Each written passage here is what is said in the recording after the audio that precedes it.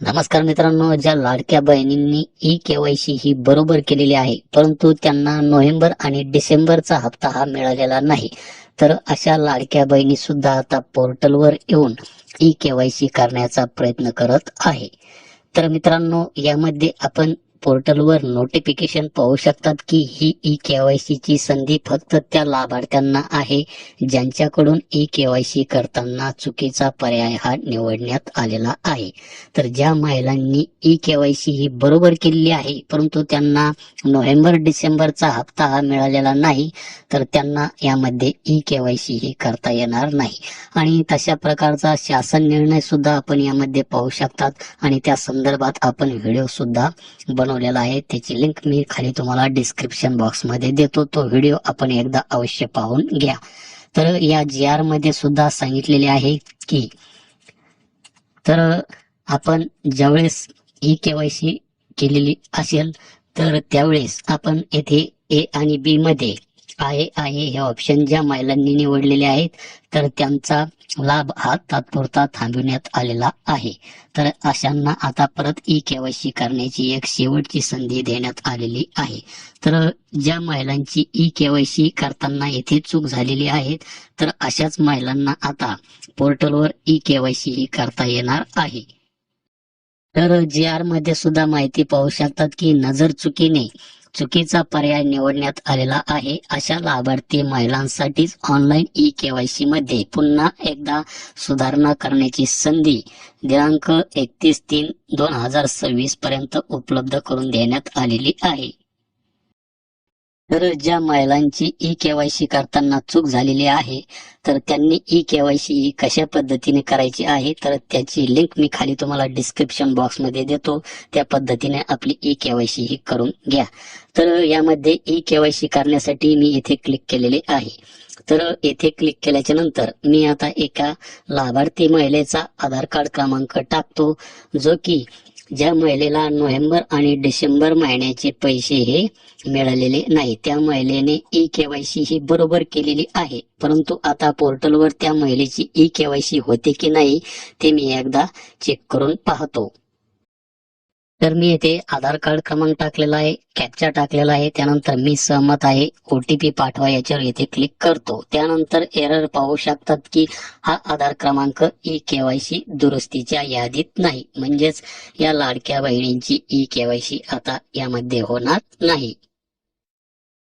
तर मी येथे एका दुसऱ्या महिलेचा आधार कार्ड क्रमांक हा टाकलेला आहे, जो की या महिलेने आतापर्यंत कसल्याही प्रकारची ई-केवायसी ही केलेली नाही. तर 31/12/2025 पर्यंत आपणास ई-केवायसी करण्याची मुदत देण्यात आलेली होती, परंतु या महिलेने ई-केवायसीच केलेली नाही. तर मी लाभार्थ्याचा आधार कार्ड क्रमांक टाकला, कॅप्चा इथे टाकला, मी सहमत आहे याच्यावर इथे क्लिक करतो आणि OTP पाठवा याच्यावर इथे क्लिक करतो. आणि इथे सुद्धा आपण एरर पाहू शकतात की हा आधार क्रमांक ई-केवायसी दुरुस्तीच्या यादीत नाही, म्हणजेच ज्या महिलांनी अद्याप ई-केवायसीच केलेली नाही पोर्टलवर तर अशा महिलांची सुद्धा ई-केवायसी यामध्ये होणार नाही.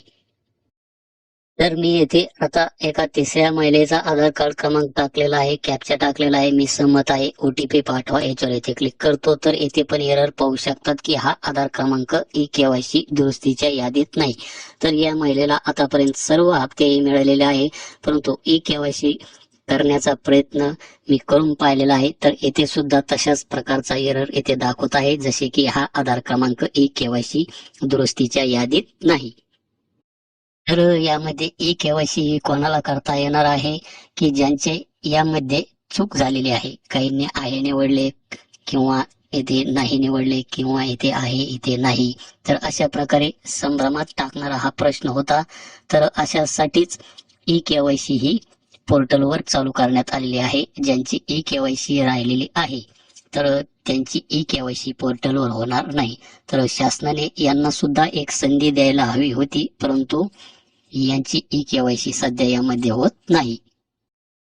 तर मी येथे परत एक महिलेचा आधार कार्ड क्रमांक टाकलेला आहे, कॅप्चा टाकलेला आहे, मी सहमत आहे, OTP पाठवा याच्यावर येथे क्लिक करतो. तर येथे वॉर्निंग पाहू शकतात की या आधार क्रमांकाची ई-केवायसी प्रक्रिया पूर्ण झालेली आहे, म्हणजेच या लाडक्या बहिणीची ई केवायसी करताना चूक झालेली होती आणि या महिलेने ई केवायसी ही पोर्टलवर येऊन परत केली.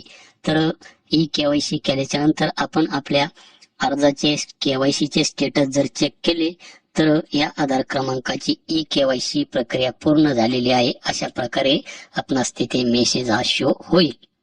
तर यामध्ये ज्या महिलांची ई केवायसी करताना ई केवायसी मध्ये गव्हर्नमेंट एम्प्लॉई म्हणजेच येथे आहे हे ऑप्शन त्यांनी निवडलेले आहेत, तर अशाच महिलांची ई केवायसी पोर्टलवर होणार आहे. आणि ज्या महिलांचे वय 21 वर्षापेक्षा कमी आहे, त्याचप्रमाणे ज्या महिलांचे वय 65 वर्षापेक्षा जास्त आहे, तर अशा महिलांची ई केवायसी पोर्टलवर होणार नाही. तर अशा महिलांचे लाभ हे बंद करण्यात आलेले आहे. त्यामुळे त्यांना नोव्हेंबर आणि डिसेंबरचा हप्ता हा मिळालेला नाही. त्यामध्ये बऱ्याच महिलांनी नवीन फॉर्म भरता वेळेस आपले आधार कार्ड हे एडिट करून फॉर्म भरलेला आहे. त्यांचे वय बसत नसताना सुद्धा त्यांनी आधारवरील वय वाढवून फॉर्म भरलेला आहे. त्याचप्रमाणे ज्या महिलांचे वय 65 वर्षापेक्षा जास्त आहे त्यांनी वय कमी करून फॉर्म भरलेले आहे. तर अशा महिलांचे लाभ याच्यामध्ये बंद करण्यात आलेले आहे.